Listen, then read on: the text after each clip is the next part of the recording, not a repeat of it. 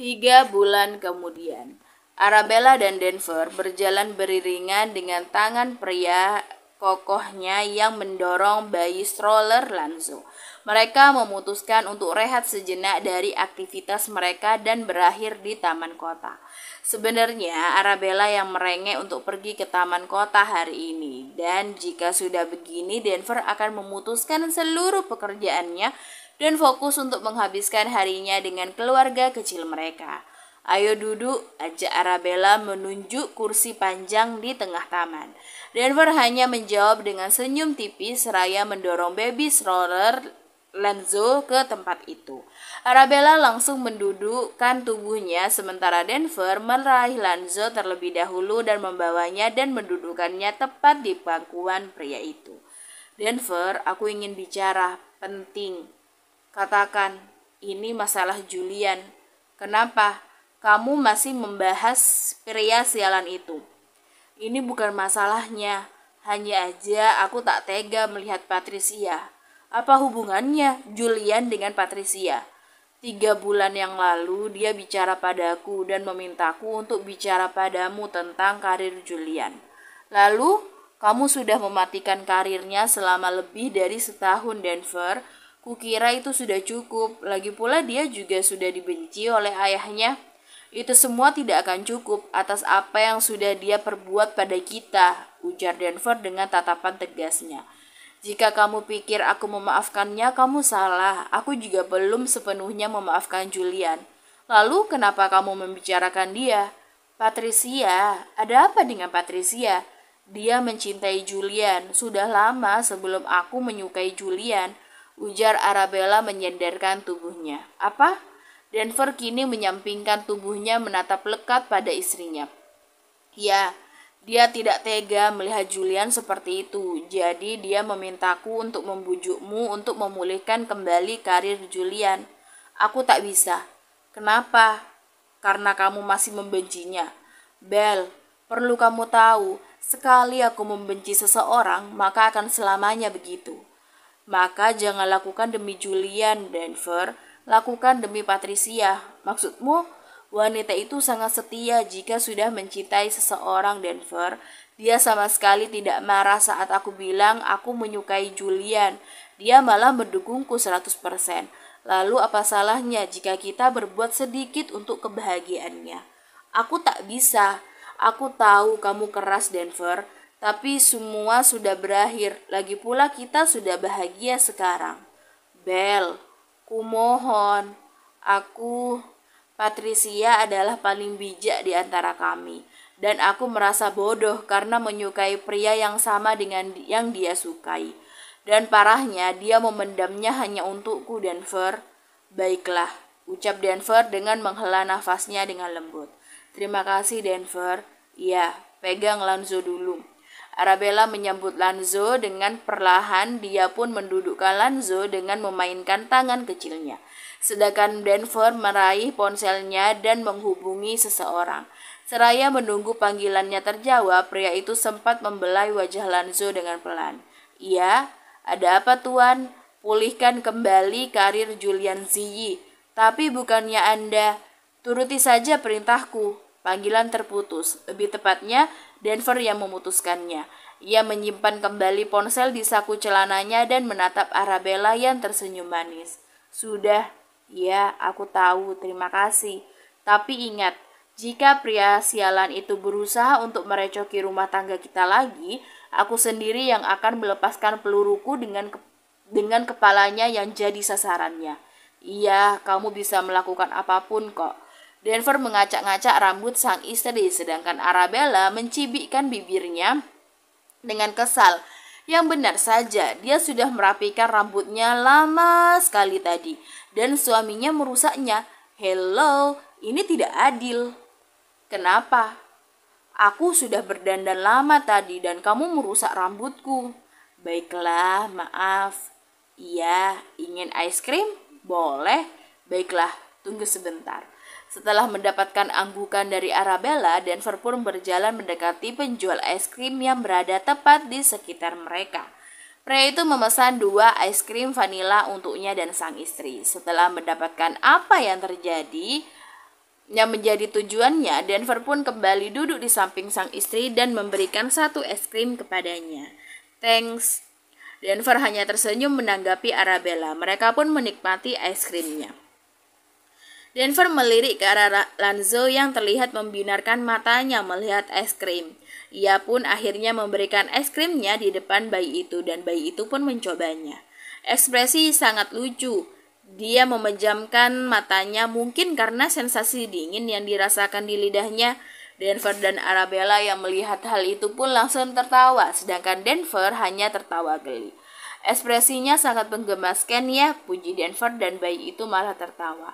"Tentulah, orang dia putraku," ucap Arabella lalu membalikkan posisi Lanzo hingga berhadapan dengannya dan langsung dihadiahi ciuman di wajahnya oleh Arabella. Tak lama terdengar suara ledakan dari arah parkiran. Denver segera menolehkan kepalanya untuk melihat apa yang terjadi. "Denver, tenanglah." "Tapi, sudah ayo." Denver menarik pelan tangan Arabella menuju mobilnya dan ternyata mobil mereka lah yang hancur terbakar. "Sial, apalagi ini?" rutuk Denver berdecak. "Denver, jadi bagaimana?" Tak lama terdengar suara rentetan senjata. Arabella sontak mempererat pelukannya pada Lanzo dan mencari perlindungan di tubuh pria di sampingnya. Denver segera memasang badan dan merengkuh tubuh sang istri dari depan dengan punggung kekarnya. Mereka berpelukan erat berusaha menghindari peluru itu. "Denver, aku mau pulang," cicit Arabella dengan nada suara yang bergetar ketakutan. "Kita pulang sekarang." Denver menekan sesuatu di telinga kanannya. "Aku diserang, selesaikan." "Baik, Tuan." Arabella langsung membawa tubuh Lanzo dan menarik Arabella menjauhi kawasan City Park. Mereka berlari dan berakhir di bahu jalan menunggu mobil bodyguard Denver. Setelah mobil itu sampai, Denver segera menyuruh Arabella untuk memasukinya. "Tapi kamu, aku tak apa, pergilah, jaga Lanzo." "Denver, aku tak apa, Arabella." Arabella pun menerima Lanzo dan pintu langsung ditutup oleh Denver. Pria itu melihat ke arah bodyguardnya. "Cepat bawa, jangan sampai terjadi apapun pada mereka." "Baik, Tuan." Setelah itu, Denver langsung mengambil pistol dari dalam saku jasnya. Pria itu percaya dengan bodyguardnya karena mobil yang ditumpangi oleh sang istri terbuat dari baja yang keras dan mampu menahan peluru, serta kacanya terbuat dari kaca anti peluru. Denver memang sudah bersiap jika hal ini terjadi. Bagaimanapun ia memiliki banyak musuh. Jadi jika ia sudah keluar dari daerah teritorialnya, sudah pasti banyak orang yang berusaha membunuhnya. Oleh karena itu, ia bersiap dengan membawa mobil anti pelurunya jika terjadi sesuatu. Denver berjalan dan tak lama Bogam pun datang. "Cari asal si penembak, Bogam." "Baik, Tuan." Mereka berjalan beriringan, namun iris mata Denver melihat seseorang yang bersembunyi di balik pot yang besar di taman itu. Denver mendekatinya dan memberi aba-aba pada Bogam. Pria itu pun mengerti dengan kode yang Denver sampaikan. Ia segera berlari dan memutari tempat hingga berada tepat di hadapan pria itu. Pria itu sedikit terkejut mendapati Bogam yang menodongkan pistolnya tepat ke arah otaknya. Gugup dengan keadaan yang ada, pria itu pun menolehkan kepalanya ke samping kanan dan tentu saja ia lebih terkejut lagi. Sasarannya untuk dibunuh ada di samping kanannya sendiri. Denver berada tepat di samping kanannya dengan menodongkan pistol juga di kepalanya. Denver mengeluarkan senyum iblisnya dan menatap lapar pada pria di sampingnya. "Katakan, siapa yang menyuruhmu?" Aku." "Jawab pertanyaannya," desis Bogam. "Kuulangi, siapa yang menyuruhmu?" tanya Denver lagi, namun kali ini pria itu menekan lebih dalam ujung pistolnya ke kepala pria di sampingnya.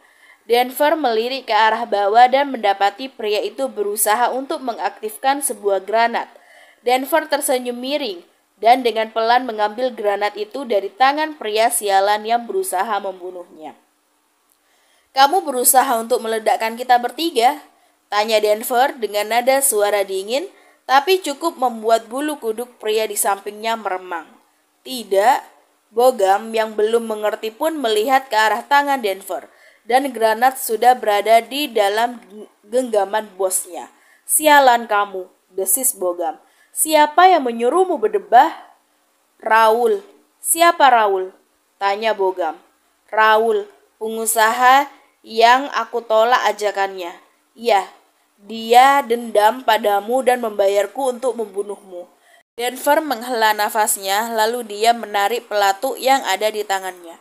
Kalau begitu akan kuhadiahkan Raul dengan kepalamu, sialan, desis Denver dengan tajam. Dan dor. Denver melepaskan pelurunya tepat di otak kanan pria malang itu dan pria itu pun limbung. Denver kembali menyimpan pistolnya ke dalam saku jas mahalnya dan pria itu pun berdiri lalu memasukkan satu tangannya ke dalam saku celana dan ia pun melenggang pergi dari sana dengan mobil salah satu bodyguardnya. Ia melaju menuju mansion untuk menenangkan istrinya. Ia tahu pasti Arabella akan tertekan sekarang. Raul berjalan dengan senyum mengembang saat rencananya untuk membunuh Denver berjalan dengan lancar. Ia yakin Denver tak akan selamat dari rentetan senjata yang sudah ia rencanakan. Pasti Denver sudah terkapar tanpa nyawa sekarang. Pria itu membuka pintu kafe masih dengan kekahan geli karena berhasil membalas kesombongan Denver. Ia bahagia atas kematian pria itu. Ia mendudukkan tubuhnya dan memesan kopi. Lalu ia pun mengeluarkan sepuntung rokok dari jas mewahnya. Ia menyalakan ujungnya dengan api dan menghisap rokok itu perlahan seakan menikmati setiap hembusan dan sesapannya atas barang itu. Hingga saat pesanannya datang, ia pun segera meminumnya. Namun saat ia menurunkan cangkir kopinya, ia tersentak saat kursi di depannya terisi oleh seseorang bertubuh tegap dengan setelan jas yang mahal. Dia adalah Denver. Denver mencetikkan jarinya dan tak lama pelayan di sana mendatangi Denver. Ingin pesan, tuan? Di sini ada wine. Ada, tuan. Berikan aku satu. Baik. Pelayan itu meninggalkan Denver dan Raul dalam keheningan. Tapi dapat dipastikan tubuh Raul menegang dengan kaku. Ia tak sedang berhalusinasi dengan melihat roh Denver, kan? Tak lama pelayan itu datang dengan membawa wine berserta dengan gelasnya. Pelayan itu pun membuka tutup wine dan menuangkannya pada gelas kecil namun dengan elegan. Mereka tahu Denver adalah tamu yang benar-benar harus dihormati. Denver memberi senyum tipis saat pelayan itu pergi. Tangan kokohnya meraih gelas wine dan meneguknya dengan tandas. Denver meletakkan bekas gelasnya di atas meja dan menatap Raul dengan tatapan menghina. Iya, kamu baik, tanya Raul dengan nada tak percaya. Iya, memangnya aku kenapa? Tanya Denver dengan tenang, kontras dengan jari tangannya yang sudah mengepal sempurna. Tidak. Kamu melihat berita pagi ini? Denver kembali bertanya namun kali ini dibuat dengan nada bicara tak tahu apa-apa. Memangnya ada apa? Jadi kamu sama sekali tidak tahu apa yang terjadi? Iya, jawab Raul dengan gugup. Serius? Seluruh stasiun televisi sedang membicarakannya. Sebuah penyerangan pada CEO perusahaan raksasa di New York, ujar Denver seraya meneguk wine yang baru saja ia tuangkan dari botol ke gelasnya. Aku tak tahu, dusta Raul. Denver tersenyum miring. Ia mengetukkan tangannya pada gelas yang dipegangnya hingga menimbulkan bunyi. Dan entah mengapa Raul takut mendengar dentingan gelas itu. Ada apa, Raul? Tidak. Ada yang kamu pikirkan? Aku tidak memikirkan apapun. Kebetulan sekali kita bertemu di sini, kan? Iya. Sebenarnya aku sedang berada di City Park pagi ini dan dalam sejarah City Park belum ada penyerangan yang terjadi. Aku tak tahu mengapa, tapi waktunya bertepatan sekali denganku dan keluargaku yang berada di sana pagi ini, ujar Denver masih dengan wajah yang datar. Mungkin itu faktor kebetulan, iya, kebetulan yang sangat mencurigakan.